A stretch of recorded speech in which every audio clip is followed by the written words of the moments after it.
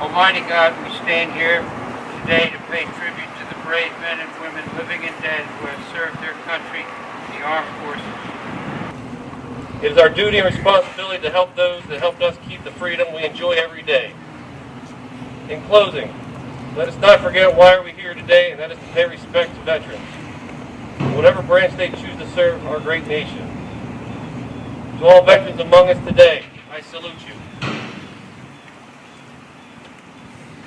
Thank you. At this time, I'd like to welcome Colonel Patrick Harvey.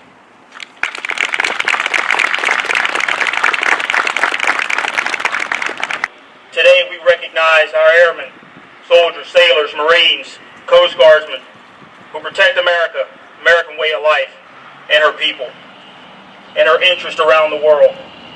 We honor our brave men and women who have proudly served this great nation in the face of tyranny, for they represent the essence of what it means to be an American. There are several examples that serve as reminders of the sacrifices American men and women have made in service to their nation, and there are too many to address in the short time that I have, plus it's a little chilly outside, so I'll get done. But I do want to talk about a few. You know, past wars, World War I, World War II, Korea, Vietnam, you know, we went through a time when, you know, there were no bullets flying, but war seemed to be inevitable.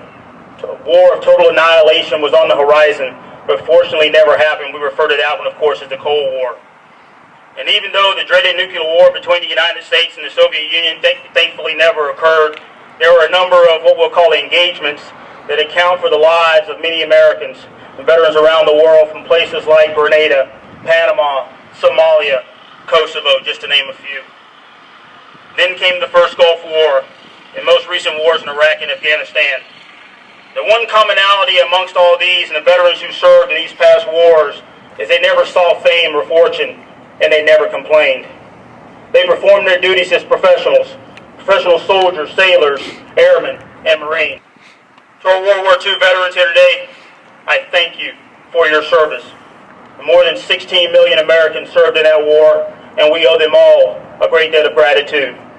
To our Korean War veterans, I also thank you for your service.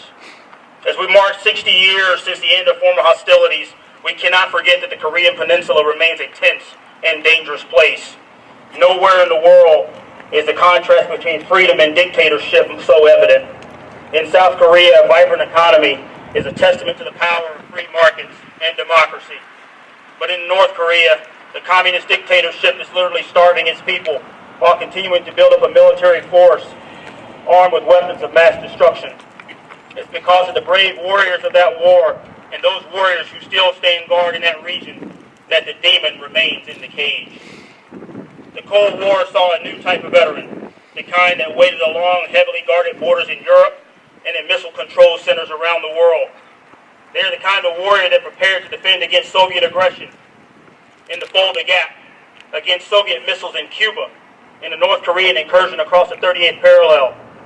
They were ready to take the lives of our enemy and give their lives to preserve our way of life. Thankfully, due to their vigilance, the unthinkable never happened. They selflessly provided a blanket of freedom without regard for their welfare, and for that, I am thankful. To our Vietnam veterans, thank you for your service during a turbulent time in our nation's history. You served in a war that deeply divided our nation, but you persevered and served with honor despite criticism and ridicule. You are proof that America is resilient. We are a country of temperance, compassion, and reason. And with the passage of time, I hope that your wounds have healed. To our most recent Gulf War I, Gulf War II, Iraq, and Afghanistan veterans, I thank you for your service. For these veterans, technology has changed considerably since the veterans of World War I and World War II fought against dehumanizing aggression. Today we have smart bombs, satellite communication systems, and stealth aircraft that can enter enemy airspace cloaked in virtual invisibility. Our artillery is more lethal, infantrymen more agile, aviators more mobile, and intelligence more sophisticated than ever before. Today's service members have a better chance of surviving injury on the battlefield thanks to innovations in combat medicine, state-of-the-art equipment, and realistic training. As today, our organizations around the country reach out and care for those warriors who have served to guard America's freedom. Today, our VFWs, Veterans Administrations, are working to fulfill that promise. Many who served never lived to wear the title veteran. They died on foreign soil, defending the cause of freedom around the world. As President Ronald Reagan once said, most of those who died in defense of our country were boys when they died, and they gave up two lives, the one they were living and the one they would have lived. They gave up their chance to be husbands and fathers and grandfathers. They gave up everything for their country, for us, and all we can do is remember. But fortunately, many more who served are still with us. More than 26 million veterans are alive today. We know them as our fathers, mothers, uncles, and aunts, sons or daughters, or perhaps even our neighbors. They represent the finest men and women America has to offer, and for most, their time in uniform represents a defining moment in their lives. Military service gave these individuals a sense of commitment that lasts a lifetime. Whether they wore the uniform in wartime or in peace, they felt a new sense of responsibility. They came to understand the price of freedom because they could put names and faces to it. Freedom was not just an abstract concept to them. It was the bond of loyalty that forged with their buddies in the ranks. It is easy to recognize our veterans as active duty service members who are very visible during our ongoing operations overseas. However, the majority of veterans we honor today no longer actively serve. Many have gone on to become teachers, police officers, firemen, and our neighbors. Whether they wear the uniform today or they wore it decades ago, veterans represent an unwavering dedication and exemplify the highest ideals of service to our nation. To our veterans, our service members of all ages who have engaged in combat, instability, and humanitarian operations around the world, we honor you today. To those service members who paid the ultimate sacrifice, but who are still missing or unaccounted for,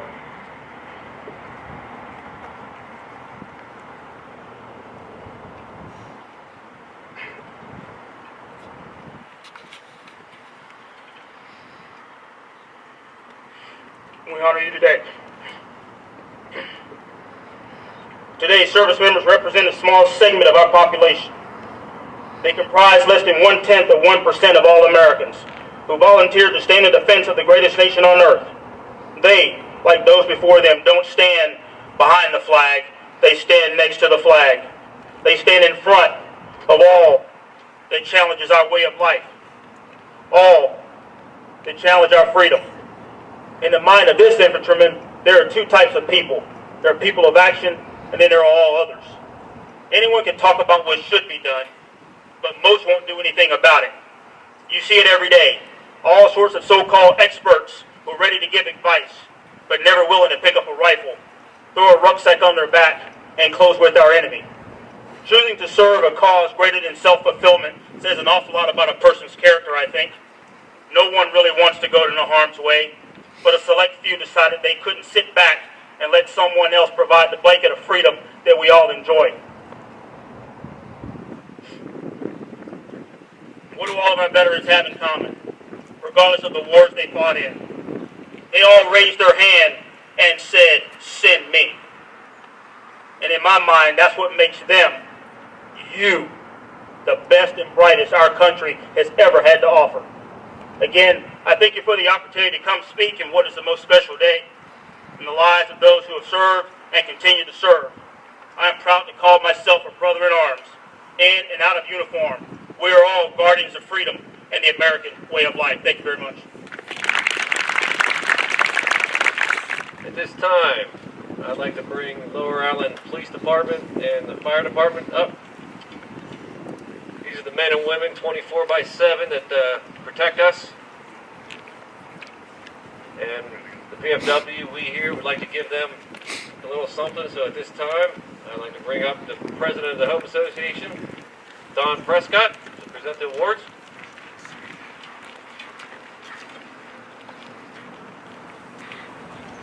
Thank you, Commander.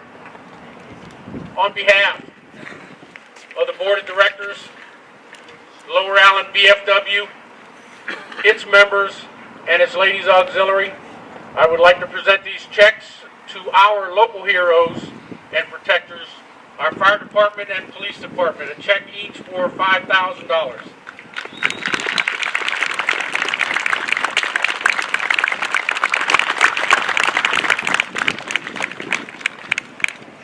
Thank you very much.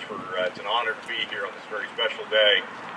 We usually come up, we thank you very much for your donation every year and we walk away. But this year, we put Canine Rocco into service, and your donation helps keep that program running. It took us 3.5 years to raise almost $28,000 to put the program in service, and we keep it going without tax dollars. So this is a very important part, and we thank you very much.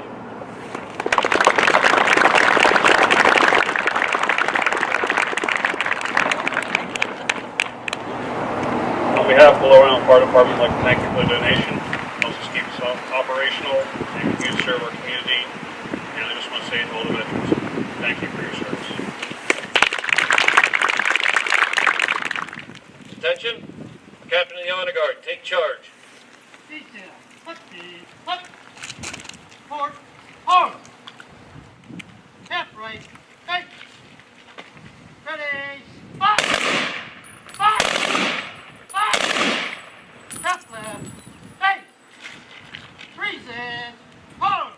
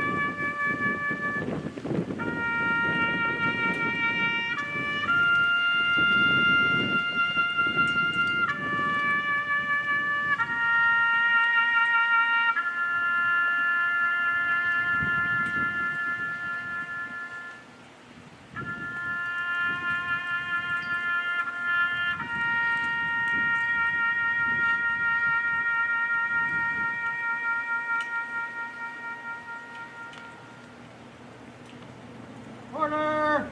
Home. Parade. Rest. Detail. Put. Freezes. Home. Forward. March.